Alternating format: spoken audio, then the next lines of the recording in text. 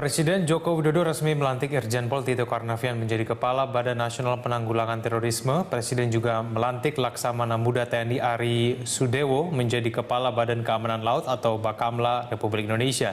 Informasi selengkapnya akan disampaikan oleh Keiko Ranti dan juru kamera Satria Eko Atmojo.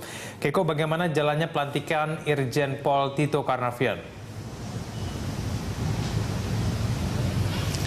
Ya, dua pelantikan yang dilaksanakan di Istana Negara dan dipimpin langsung oleh Presiden Joko Widodo sudah selesai. Kedua yang dilantik, yang pertama adalah Kepala Badan Nasional Penanggulangan Terorisme, Irjen Pol Tito Karnavian, dan juga Kepala Badan Keamanan Laut, Laksda Ari Sudewo yang telah dilantik. Dan pelantikan ini dihadiri oleh sejumlah pejabat negara dan juga sejumlah tamu negara yang juga turut hadir.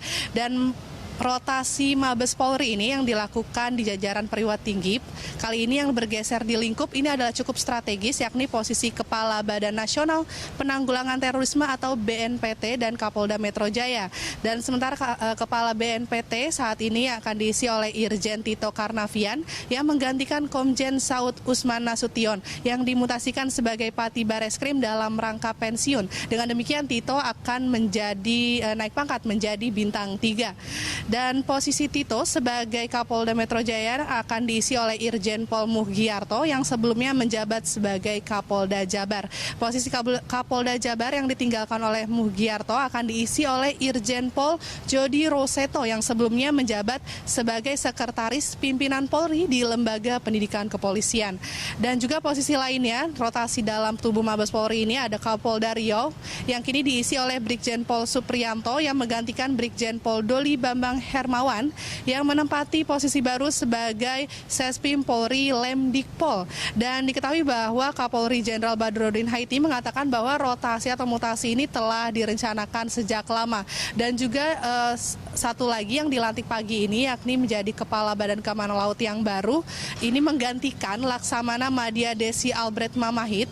Dan tentunya Kepala Bakamla yang baru ini, Ari Sudewo, ini mengemban jabatan memulai karir pertama dari asisten perwira divisi Bahari KRI Teluk Mandar pada 1983, dan dia juga pernah menjadi wakil asisten operasi Kasal, Komandan Gugus Tempur Laut Komando Armada Timur pada tahun 2012, dan selanjutnya pernah menjadi Komandan Lantamal Makassar pada 2013 dan juga menjadi tenaga ahli pengkaji bidang Wasantara Lemhanas pada 2014 dan terakhir menjadi Korsahli Kasal pada tahun 2015. Egan.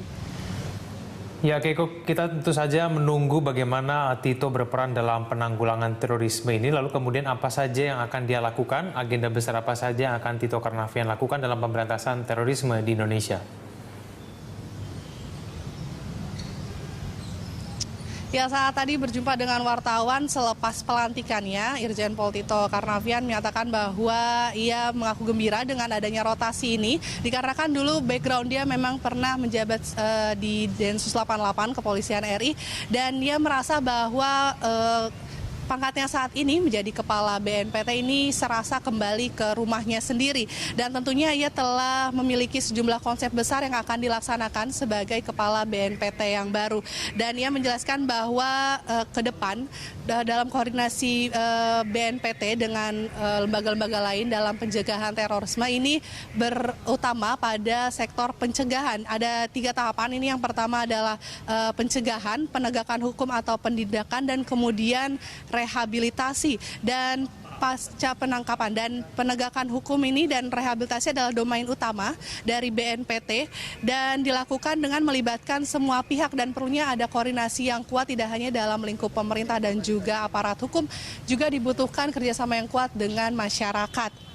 Dan ia menekankan bahwa dalam hal pencegahan yang menjadi domain utama dari BNPT ini termasuk untuk menghindari meluasnya paham-paham radikalisme dan juga terorisme yang ada di kalangan masyarakat. Dan ini tidak hanya paham-paham radikalisme dan terorisme di masyarakat secara umum, namun yang menjadi perhatian penting saat ini adalah menghindari agar paham-paham tersebut tidak meluas dan tidak malah menjadi lebih kuat ini di kalangan para tahanan di lapas. Dan ini berdasarkan berdasarkan fakta yang disebutkan oleh Tito bahwa justru kejadian-kejadian terorisme yang menimpa Indonesia beberapa waktu lalu ini diakibatkan oleh paham-paham tersebut yang malah makin menguat di antara para tahanan di lapas, dan tentunya ini akan dihindari dengan sistem yang lebih baik dengan memisahkan berbagai tahanan-tahanan terorisme yang dianggap bila bercampur dengan tahanan lain malah akan berdampak buruk.